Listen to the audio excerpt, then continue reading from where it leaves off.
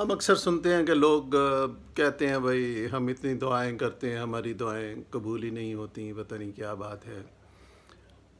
लेकिन ये गिले शिकवे करते हुए वो अपने आप पर गौर नहीं करते कि दुआ कबूल ना होने की बुनियादी वजह हम में ही मौजूद है। अगर हम अपनी सोल सर्चिंग करें तो शायद हमें वो वजह पता चल जाए।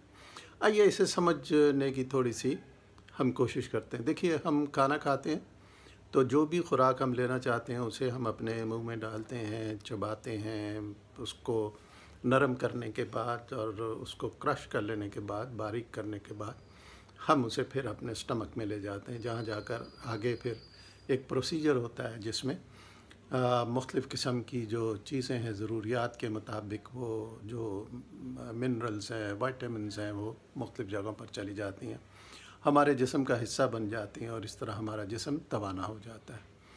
आप एक लम्हे को सोचिए कि अगर हम वो खुराक सिर्फ मुंह में डालें, कुछ देर रखें और फेंक दें, तो क्या उसके अज्जा हमारे जिस्म का हिस्सा बन जाएंगे? क्या ऐसा करने से हम ताकतवर बन जाएंगे?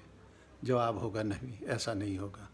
तो फिर ऐसी दुआएं क्यों कर कबूल हों? देखिए, अगर हम दुआ करते हैं तो दुआ के साथ भी हमें यही सब कुछ करना पड़ेगा। यानी वो अल्फाज जो हम दुआ के लिए इस्तेमाल करते हैं वो हमें अपने दिल से निकालने चाहिए, खूब सोच समझ कर निकालने चाहिए। वो उन अल्फाज में हमें अपनी तमाम जो कैफ़ियत हैं उनको समोना चाहिए।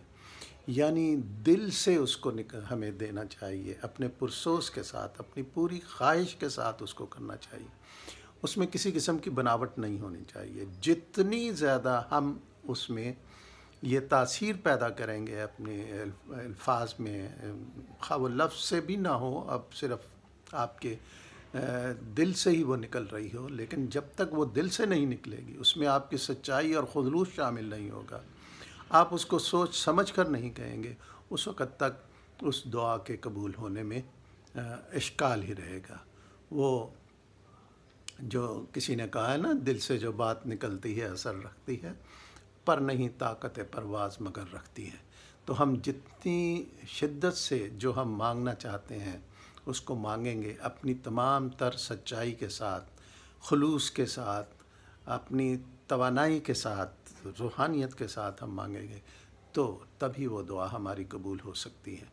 तो हमें दुआ मांगते हुए इस चीज़ को देखना चाहिए। दुआ पढ़नी नहीं चाहिए सिर्फ़ कि अल्फाज पढ़ दिए और समझा काम हो गया, नहीं। जब तक उसके साथ खुलूस शामिल नहीं होगा, सच्चाई शामिल नहीं होगी, आपकी फ़ीलिंग्स, आपका दर्द शामिल नहीं होगा, सच्ची चाहत शामिल नहीं होगी, उस वक़्त तक दुआ का कबूल होना मुश्किल है।